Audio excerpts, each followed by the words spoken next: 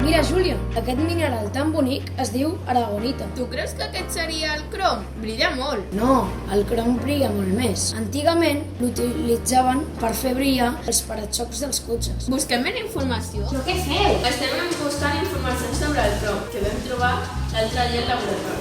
Jo tinc que el crom és un element químic que es troba en el grup 6 de la taula periòdica. El seu nombre atòmic és 24 i el seu símbol és C. Mira, doncs aquí posa que el crom és un metall dur de color gris acerat i brillant, molt resistent a la corrosió. Nois, aquí posa que el 1761 es va trobar un mineral de color taronja rogenc que li van dir d'om roig de Sibèria. 10 anys més tard es va descobrir que era molt útil pels pigments. El 1797 es va poder produir òxid de crom. És de color verd. Que raro. Finalment, l'any 1798, el químic francès Baudelaire va dir que el crom era un metall.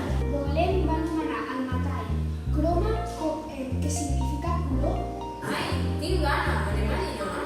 Veritat. Bueno, ja hem fet prou per avui. Els aliments no tindran crom. Doncs sí que en tenen. Alguns exemples són les ostres, el bròquil i els xampinyons. Els ous no, no? Doncs evidentment que en tenen. Els iogurts faràs per menjar.